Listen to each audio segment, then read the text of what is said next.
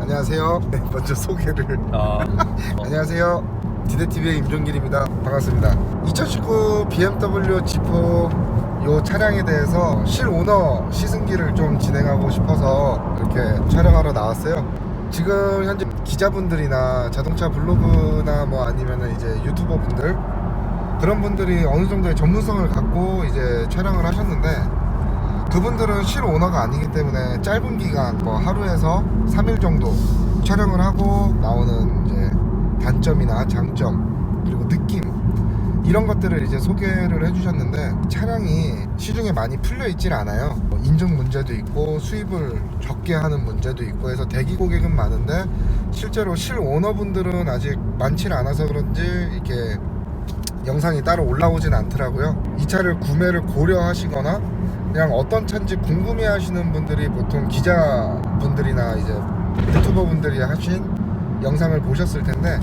저는 이제 실오너 입장에서 좀 더 디테일한 부분은 좀 더 디테일하게, 그리고 제가 약 4개월 동안 약 8,500km 정도 타면서 느낀 점들, 그 부분에 대해서 좀 말씀을 드리고 싶어서 촬영하러 이렇게 나왔습니다. 사실 저는 G4라는 차량이 구매를 하려고 했던 차량은 아니었어요. 원래 처음에는 포르쉐 박스터 라인을 좀 구매를 하려 했었는데, G4가 출시된다는 소식을 듣고 해외에 있는 유튜브 영상들이나 이제 해외 자료를 찾아보니까 이제 20i, 30i, M40i 이렇게 세 가지로 출시가 되더라고요.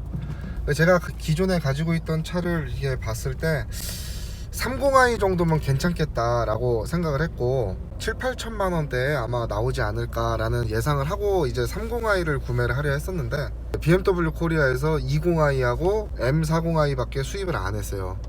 그마저도 M40i는 제가 이 차를 살 당시에 4-5달 이상 기다려야 겨우 받을 수 있는 상황이었고, 20i는 바로 받을 수 있고 또 가격도 되게 가성비 좋게 나와서 이 차를 선택한 기본 배경입니다. 8,417km 탔어요. 제가 차를 6월 초중순 정도에 아마 출고를 한 걸로 기억을 해요. 사실 아무래도 로드스터다 보니까 2인승이잖아요. 무게 배분을 완벽하게 느끼려면 사실 서킷을 가는 게 맞는데, 아직 제가 서킷은 안 갔고 조만간 예정에는 있어요. 근데 이제 서킷 말고도 공공도로에서 이제 갑작스러운 앞에 낙석이라든지 뭐 장애물을 피하거나 아니면은 이제 좀 구불구불한 와인딩 코스를 다녀봤을 때 차량이 굉장히 민첩하게 움직인다는 느낌을 받았어요. 그런 부분에 있어서는 되게 높은 점수를 주고 싶고, 또 요게 소프트탑이잖아요. 소프트탑이다 보니까 탑을 열었을 때 닫았을 때 무게 배분의 변화가 거의 없어요. 탑을 열고 와인딩을 하든 탑을 닫고 와인딩을 하든 큰 차이가 없고, 또 이런 차들의 특징이 이제 지붕이 없다 보니까 하체 쪽에서 많이 보강을 하거든요. 차의 뒤틀림을 막거나 이제 강성도 그쪽에서 보강을 하고요. 그러다 보니까 무게중심이 전체적으로 바닥에 깔려 있어요. 그래서 차가 고속으로 달리거나 그랬을 때도 조금 안정성이 확실히 느껴지는, 약간 바닥에 붙어간다는 표현이 있죠. 느낌적으로는 굉장히 무게중심이 밑에 있기 때문에 움직임도 민첩하고 조금 고속에서도 좀 안정감을 받을 수 있는 것 같아요. 네. 좀 아쉬웠던 점은 없나요? 아쉬웠던 점도 있죠. 사실 이게 차량 가격이 700만원 정도 해요. 그러니까 20i M 스포츠 패키지의 시작 가격이 6,700만원인가 그렇습니다. 판매 가격만 말씀하시는 거죠? 예. 근데 거기서 이제 옵션이 이노베이션 패키지, M 퍼포먼스 패키지, 그 다음에 프로즌 그레이 외장 컬러 선택을 할 수 있는 이렇게 세 가지의 옵션이 존재하는데, 이 차 같은 경우에는 외장 컬러가 흰색이고 프로즌 그레이 색깔이 제가 모터쇼에서 실제로 보고 왔을 때 별로 이렇게 이쁘다는 생각이 안 들었어요. 그래서 흰색으로 뽑았기 때문에 그 외장 컬러 옵션을 제외한 이노베이션 패키지와 퍼포먼스 패키지가 지금 적용이 되어 있는 상태입니다. 그래서 총 차량 가액은 6,990만원이었어요 7천만원이라고 그냥 말하기 편하게 하겠습니다. 7천만원짜리 차를 샀는데 뭐 전체적인 외관이라든지 뭐 소관 실내라든지 다 마음에 들어요. 그리고 탑도 열고 닫을 수 있는 로드스터의 무게중심도 완벽하다고 볼 수 있고 다 좋습니다. 근데 단점이 명확해요. 첫 번째는 부족한 출력을 꼽을 수 있어요. 기존에 이 차를 선택하시는 분들이 어떤 차를 이제 타셨는지 그거를 잘 생각을 해보셔야 될 것 같아요. 기존에 타시던 차가 뭐 150마력, 뭐 140마력 이런 일반 세단류를 타거나 뭐 160, 170마력이어도 좀 무거운 세단류를 탔으면 이 차만 타더라도 되게 경쾌하게 나가네 라는 느낌을 받으실 수는 있어요. 사실 2000cc 뿐만 아니라 현대자동차든 기아자동차든 국산차부터 전부 다 1600cc의 터보를 달아서 204마력, 뭐 2000cc의 터보면은 뭐 250마력대 이렇게를 뽑아내고 있는 상황이 다 200마력이 넘어가고 있는 상황에서 재원상 197마력이라는 숫자는 굉장히 약한 숫자예요. 그래서 기존에 만약에 내가 200마력이 이 차보다 197마력보다 조금 더 높은 마력을 타셨던 분이면 확실히 출력이 부족함을 느끼실 수 있을 거예요. 저도 달리는 걸 좋아하고 서킷도 가끔 가고 이러는 상황에서 솔직히 출력이 실 영역에서는 충분해요. 약 뭐 제로백이라든지 뭐 한 110km 거기까지는 전혀 답답함이 없고 160km까지도 답답함은 없어요. 근데 그 이상 갔을 때는 확실히 부족한 마력이 느껴집니다. 왜냐면은 네네. 그 공공도로의 과속이 아니고 네네. 서킷이라든지 네, 그렇죠. 이런 곳에서 보면 네, 서킷입니다. 다시 한번 서킷입니다. 그래서 서킷에서 인제 스피디움 같은 경우에도 이제 네네. 메인 그리드 그 스타트라인 쪽에서는 제가 기존에 아반떼 스포츠 수동 모델로 아반떼. 네, 아반떼 스포츠 네. AD 스포츠 모델로 갔을 때도 그 직선에서 180, 190까지도 밟아요. 네. 아마 그런 긴 직선 도로에서 분명히 뭐 흔히 말하는 훅발이 부족하다는, 그러니까 뒷심이 부족하다고도 표현을 하죠. 네. 뒤에서 이제 속도가 높아졌을 때 분명히 출력 부족을 느끼실 수 있어요. 그래서 그 부분은 뭐 지금 현재 오너분들 중에 몇몇 분들이 매핑을 하세요. 이거는 짚고 넘어가야 되는 게, 매핑을 권장하는 건 절대 아닙니다. 매핑이라는 거는 ECU의 제어값을 손을 보는 거예요. 예를 들어 지금 현재 터빈, 그러니까 풀악셀을 밟았을 때 네.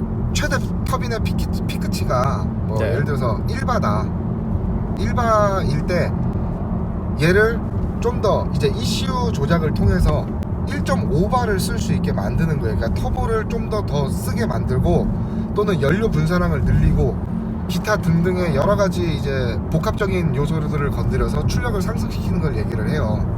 근데 지금 그래서 매핑 같은 경우에는 일단 매핑을 하면 보증이 날아갑니다.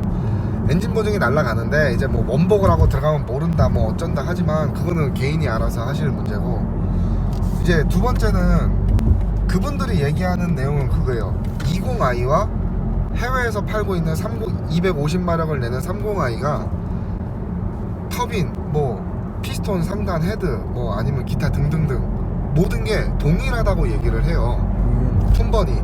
단지 ECU의 출력값을 조금 낮춰서 디튠을 해서, 디튠이라 그러죠. 출력을 네. 의도적으로 낮춰서 출시를 한 게 20i다. 그래서 그 출력을 제한한 거를 풀기만 해도 30i의 출력이 나온다 라고 얘기를 하세요. 근데 그거는 저는 확인을 안 해봤기 때문에 네. 감히 말씀을 못 드리겠어요. 다만 그렇게 해서 매핑을 하신 분, 출력이 부족해서 그런 식으로 매핑을 하신 분들은 뭐 인터넷 후기를 조금 찾아보면 나오겠지만 뭐 280마력, 290마력까지도 나온다고 얘기를 해요. 그게 그분들은 이제 아무런 문제가 없는, 그러니까 무리해서 출력을 뿜어내지 않은 상태라고 얘기를 하고 있습니다.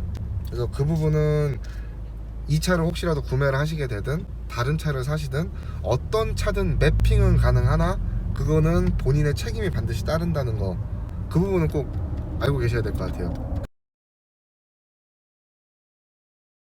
아무래도 출력값을 건들면 네. 연료 분사량이라든지 아니면 터빈의 과금 능력을 조정을 해서 분명히 출력은 올라갑니다만 그로 인해서 손해를 볼 수 있는 거는 내구성에서 손해를 볼 수 있어요.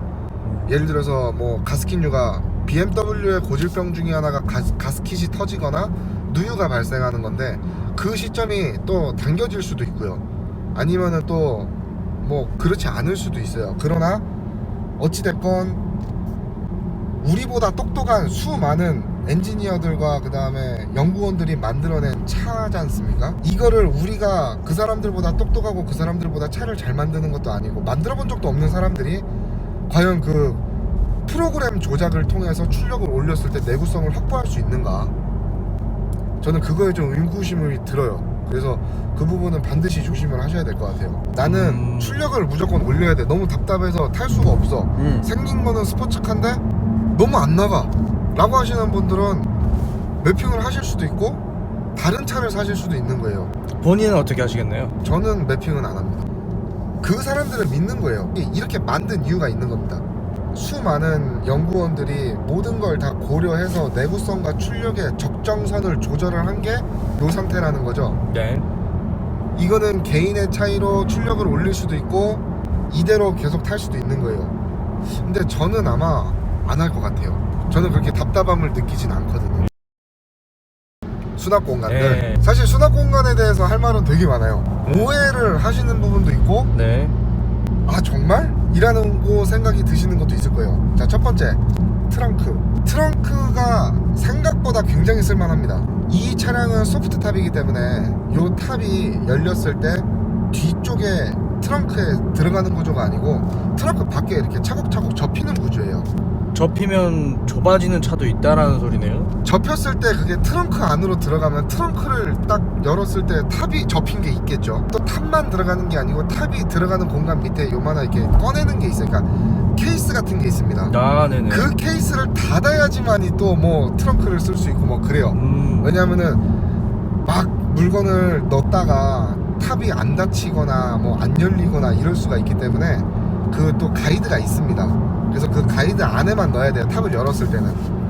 근데 반대로 소프트 탑은 위에 접히는 구조이기 때문에 트렁크를 100% 활용을 할 수가 있어요. 그리고 이 차는 2인승입니다. 네. 4명이서 타고 가는 세단인데 저 정도 사이즈라 그러면 문제가 있어요. 2명이서 저도 이제 뭐 출장도 가고 여행도 가고 했을 때 2명이서 캐리어 하나씩 가져오고 뭐 백팩 같은 거 하나 두 개 가져오고 전혀 문제가 없다는 거죠. 충분하다. 이제 대신 네. 요 실내에 있는 수납 공간들은 다 별로예요. 글로브 박스도 작고요. 네.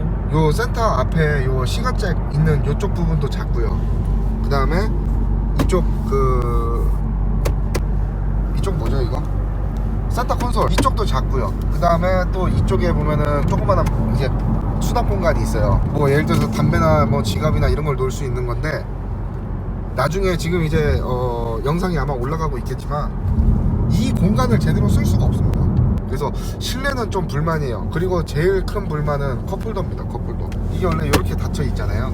그러면은 양쪽에 사람이 이런 식으로 손을 이렇게 놓고 다닐 수가 있어요. 근데 음료를 먹으면 이렇게 되잖아요. 이 상태에서 이제 위로 열리는 구조다 보니까 운전자는 요걸 닫아도 돼요. 요걸 네. 닫아도 운전을 하는데 전혀 문제가 없어요. 아, 닫아도 컵은 거치가 되네요. 컵은 거치를 할 수 있습니다. 네. 조수석에 있는 사람은 팔을 못 놔요.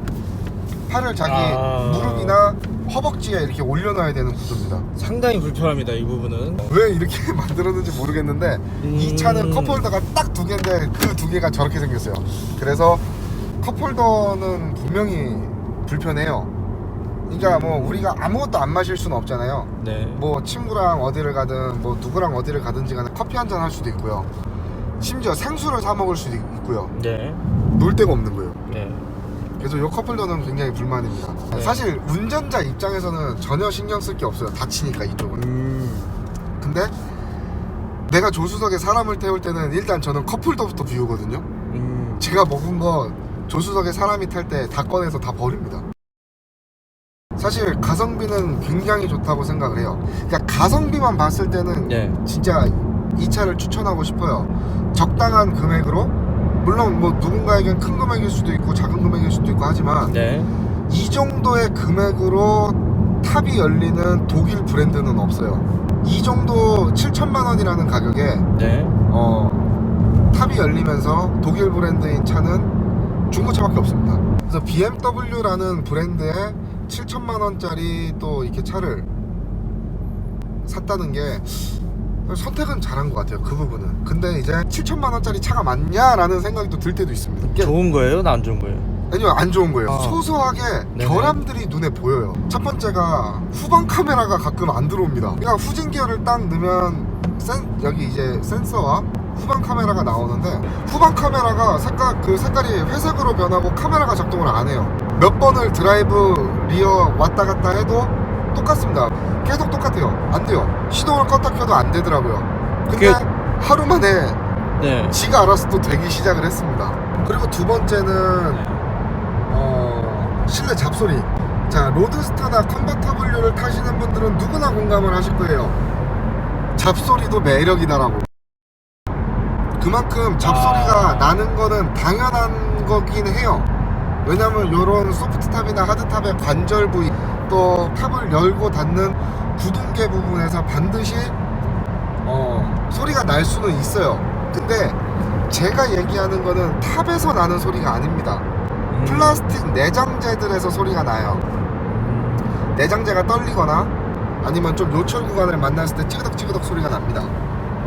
그래서 가끔 이제 그런 구간을 지날 때는 아 진짜 잡소리 때문에 미치겠네 라는 생각을 몇 번을 한 적이 있어요. 저는 개인적으로 네. 잡소리에 굉장히 민감한 사람인데, 그래서 그 잡소리 이제 특효법으로 알려진 아니죠, 요건 제품명은 하면 안 되는구나.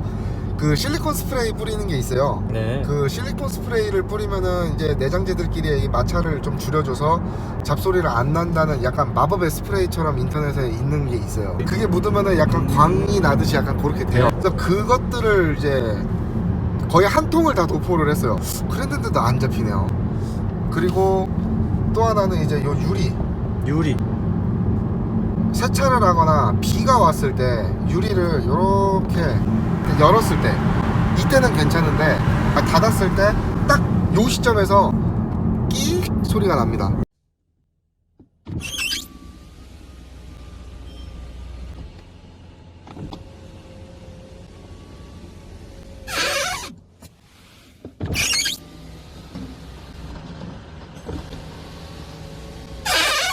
마지막으로 하나, 여기 보면은 BC 버튼이 있어요. 요거는 이제 요 계기판에 데이터 정보 값을 바꿔주는 거예요. BC를 누르면 지금 연비 정보인데, 연비 정보 요거거든요. 네네. 연비 정보에서 뭐 총 주행 거리, 그 다음에 뭐 G 행쥐값, 그 다음에 출력, 토크, 그 다음에 뭐 블루투스나 이런 미디어 이런 식으로 이제 바뀌는 게 있어요. 이런 식으로. 이게 작동을 안 합니다.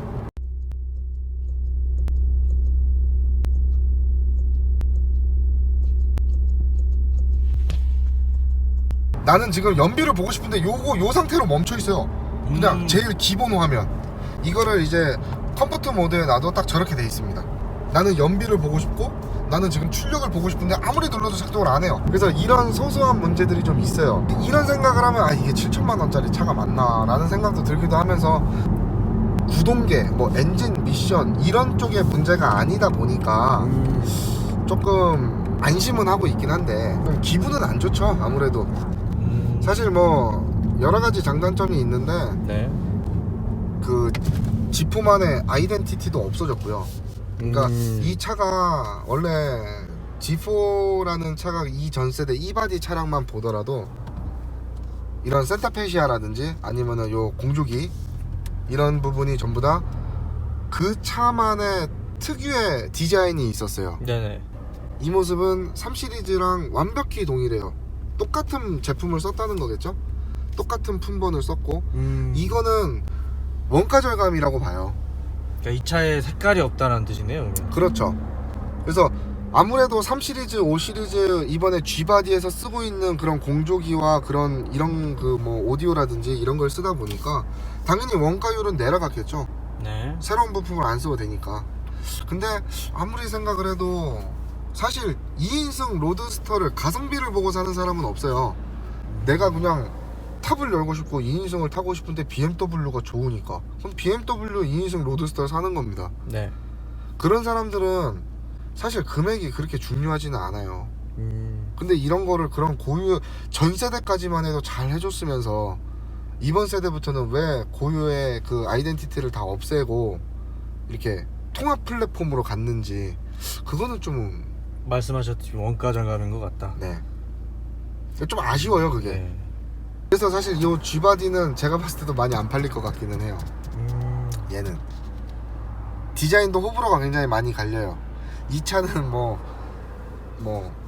앞에는 뭐 개구리 닮았다부터 그 개구리 닮았다는 이제 포르쉐니까 앞에가 뭐 스팅어 닮았다 뭐 기타 등등 막 여러 얘기가 있는데 어느 정도 공감은 합니다만 디자인적인 부분은 주관적인 부분이죠. 근데 저는 다 괜찮은 것 같아요. 특히 저는 뒤태가 이뻐서 얘가 이 차가 뒤태가 굉장히 이쁘다고 저는 생각이 들거든요.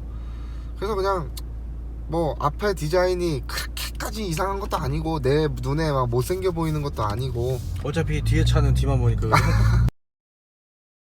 저는 굉장히 만족을 해요. 저는 만약에 네. 4개월 전으로 돌아가서 차를 다시 살 수 있는 기회가 온다면 네네. 그냥 이 차 살 것 같아요. 또 안에서. 아까 말씀드렸다시피 네네. 절대로 면밀하게 보셔야 돼요. 내가 지금 250마력 300마력짜리를 타고 있는데 네. 이 차를 산다? 바로 매핑하러 갑니다. 정말. 아 답답해서. 네, 실제로 이 차가 뭐 다 좋은데요, 좀 아쉬운 부분은 분명히 있어요.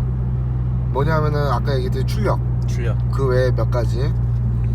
그래서 그 출력 부분에 대해서 반드시 이거는 그래도 조금 가볍고 뭐 생긴 것도 좀 잘 나가게 생겼고 무게 밸런스도 잘 맞으니까 좀 낫지 않을까? 오산입니다. 그거. 네. 그 부분은 반드시 고려를 하셔야 돼요. 네. 내가 어떤 차를 타고 있고 나는 어느 정도의 출력에 만족을 하는 사람인가. 고출력대를 사시는 네. 분은 반드시 네. M40i로 가셔야 되는데 네. M40i가 약 9천만원 정도 하거든요. 2천만원 정도 차이가 나는데 네. 저는 솔직히 9천만원 주고 M40i 갈 바에는 박스터 갑니다. 왜냐면은 사실 9천만원짜리 차를 산다는 것 자체가 어디선가 1, 2천만원 더 땡겨올 수 있는 사람들이거든요. 그리고 이제 이 차를 사시는 분들에게 꼭 말씀을 해드리고 싶은 것 중에 하나가 옵션입니다. 이 차는 선택할 수 있는 옵션이 딱 3개예요. 네. 이노베이션 패키지, M 퍼포먼스 패키지, 프로즌 그레이 외장 컬러 이렇게 있습니다. 네. 제 기억이 지금 정확하지는 않아요.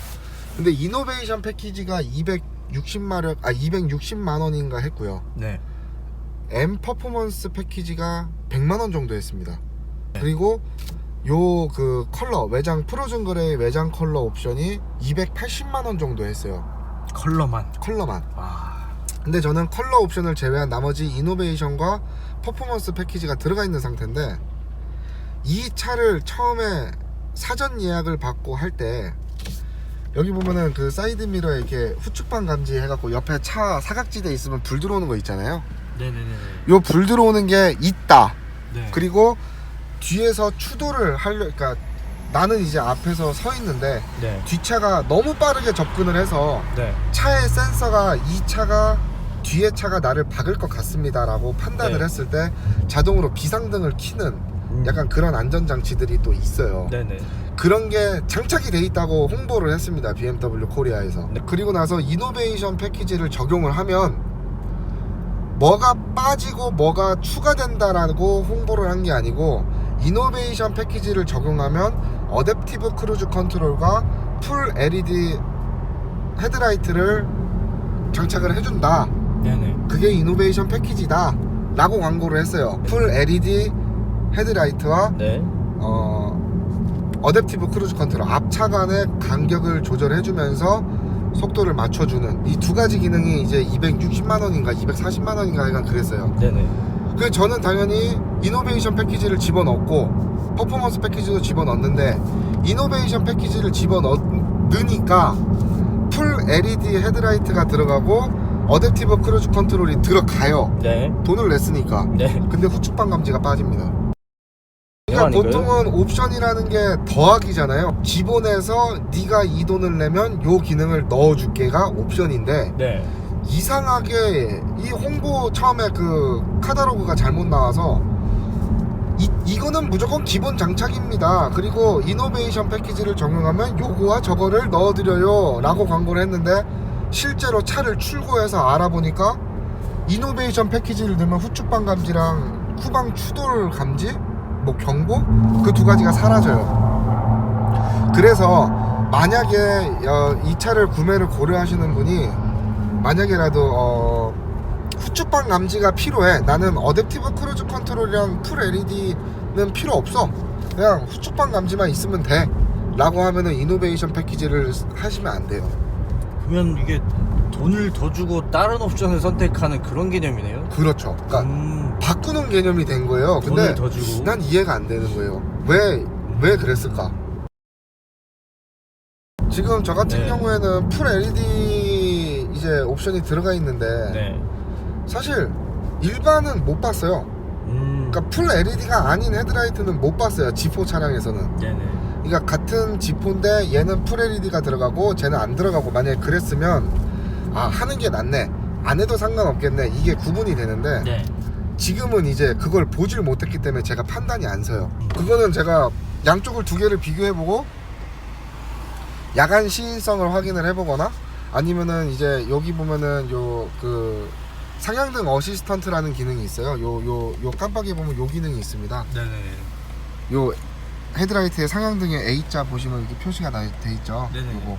요 버튼을 이제 누르면은 이게 켜지고 꺼지는데, 이거는 앞차가 있으면 그 차만 딱 비껴서 상향등을 비춰주는 거예요. 그러니까 앞차는 눈부심을 안 받고 다른 배경들이나 풍경들은 상향등을 비춰주는 건데, 국도를 다니거나 할 때 맞은편 차가 오면은 맞은편에서 딱 다 같이 꺼지는 게 아니고 그 차가 눈이 안 부시게 이쪽 꺼지고 이쪽 꺼지고 이쪽 켜지고 이렇게 유기적으로 좀 능동적으로 제어를 해줘요. 근데 그게 네. 풀 LED여서 들어가는 건지 일반에도 들어가는 건지 그건 제가 모르겠어요. 네네네. 저는 운전하기 굉장히 편합니다.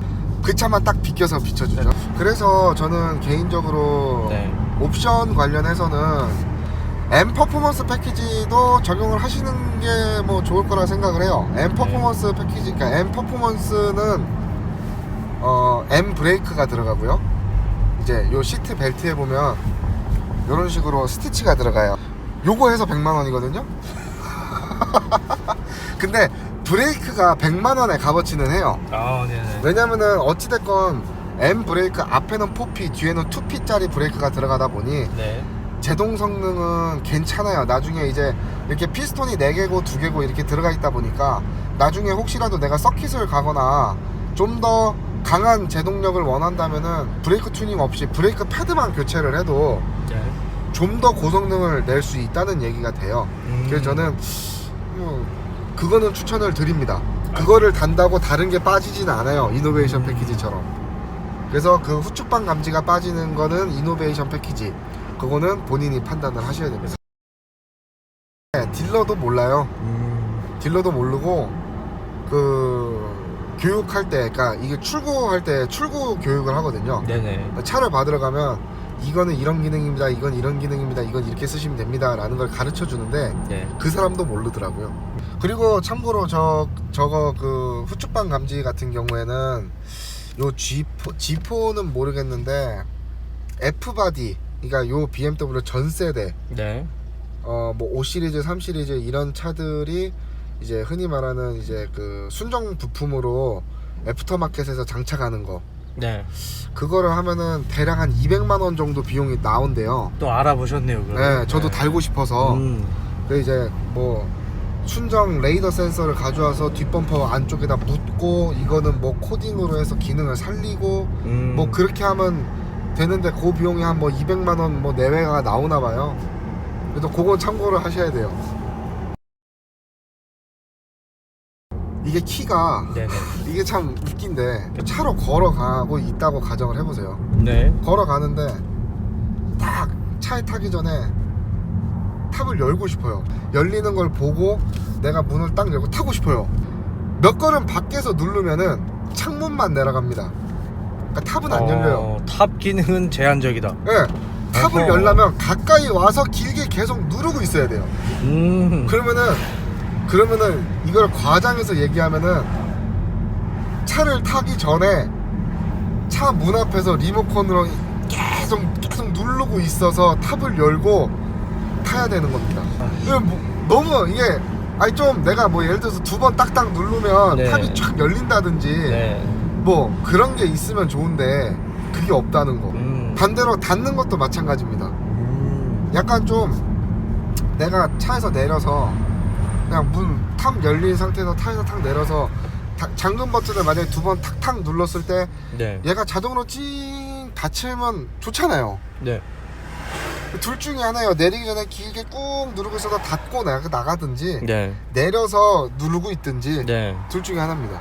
그러니까 조금 그 부분이 좀 아쉬워요. 저는 너무 매뉴얼한 느낌인 거예요. 그러니까 뭔가 차급에 네. 의해서 과한 거. 네네. 요거는 왜 이렇게까지 차라리 다른 걸 더 신경 쓰지 했던 부분.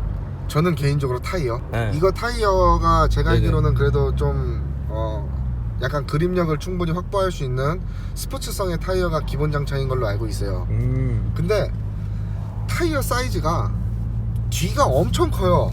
진가요? 앞바퀴랑 다른 건 당연하고요. 뒤가 275인가 그래요. 타이어 사이즈가. 네. 그러니까 엄청나게 옆으로 넓다는 거예요. 타이어가. 넓이가요? 네. 바닥에 닿는 면이 많다는 거거든요. 그러면은 장단점이 명확해요. 네. 장점은 그립력 확보하기 좋아요. 네. 그러니까 내가 차를 달렸을 때 타이어가 조금이라도 더 버텨줄 수 있는. 안전한 거죠, 네. 그러면. 그리고 내가 런치 컨트롤을 사용해서 풀 가속을 했을 때 바퀴가 휠스핀이 발생하지 않으니까 그만큼 더 빠르게 이제 가속을 할 수 있어요. 그런 부분은 좋은데 197마력이거든요. 네. 197마력에 저 정도 사이즈는 제가 봤을 때 엄청난 오버 사이즈라고 봐요. 그래서 저는 뒤에가 굳이 275가 들어가야 되나, 한 255 정도면 될 것 같은데 약간 그런 생각이 좀 들어요. 왜냐면은 그만큼 타이어가 접지력이 높다 그래서 휠스핀이 지금 안 나는 상태예요. 타이어가 접지력이 높으니까. 근데 그거는 M40i에 껴주면 되는 거고 20i에는 그냥 255짜리 정도면 되지 않았을까. 왜냐면 그게 전체적으로 차량 유지 비용이 상승하는 면도 있어요. 타이어 값이 비싸지거든요. 그리고 또 타이어가 크면은 그만큼 접지 면적이 넓어지고 그러면 차가 구름 저항을 받게 되죠. 구름 저항을 받으면 당연히 연비가 손해를 볼 수밖에 없어요. 아, 앞으로 들어갈 돈이 더 많아진다, 쉽게 말해서. 그렇죠.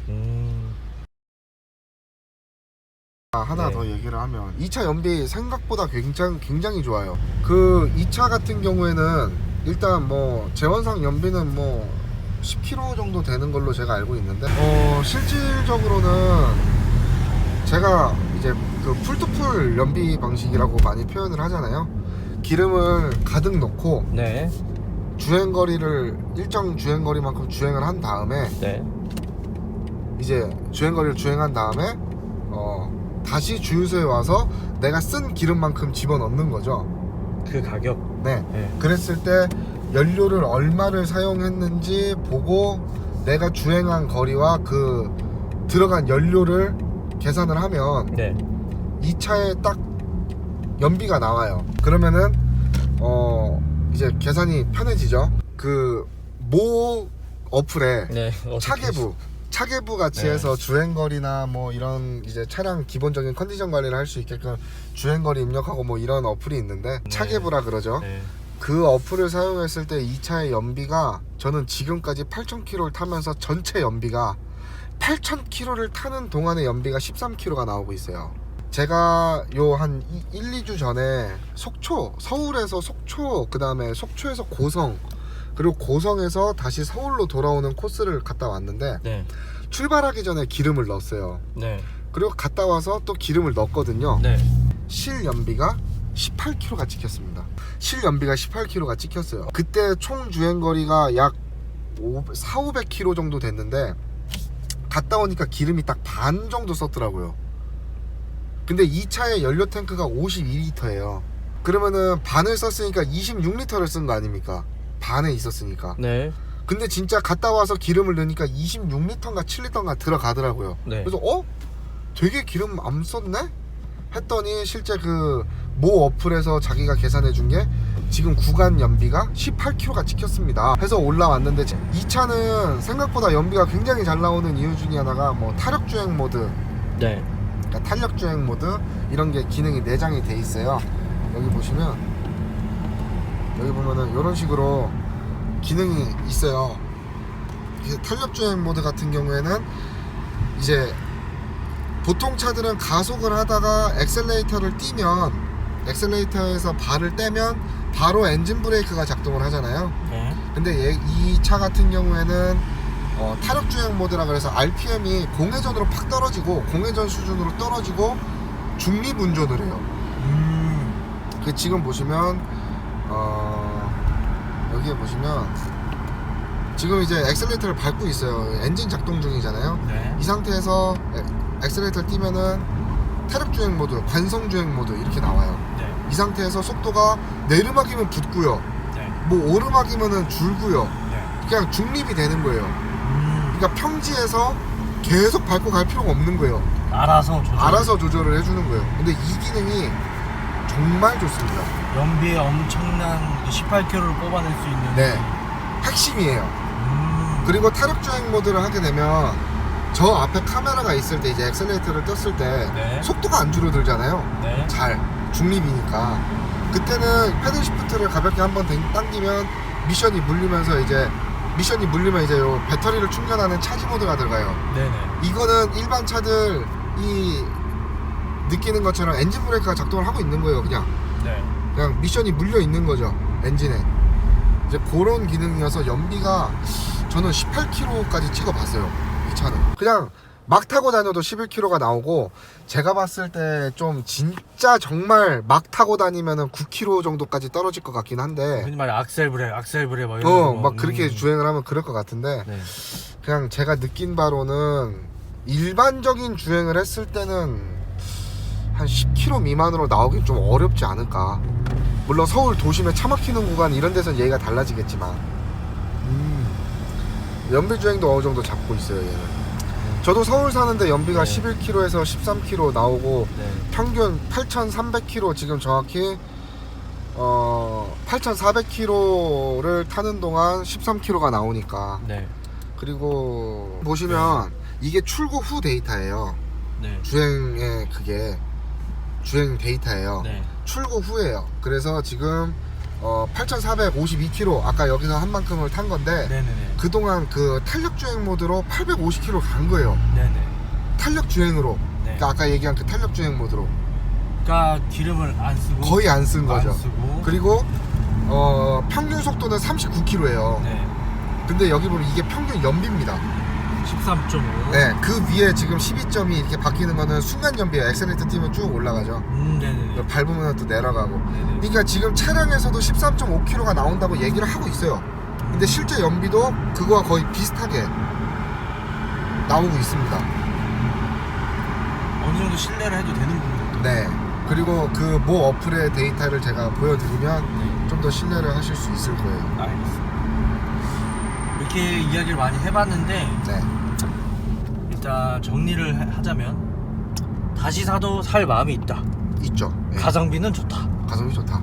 다만 타이어가 큰 게 폭이 좀 뒷바퀴만 큰 게 아쉽다. 그거랑 그런 네. 고유 아이덴티티도 그렇죠, 좀 그렇죠. 넣어줬으면 네. 어떨까. 네. 그 다음에 이런 플라스틱 내장재도 좀 잡소리가 안 나게끔 좀 마감 네. 처리를 해줬으면 어떨까. 네. 이제 그런 생각이 들긴 하는데, 네.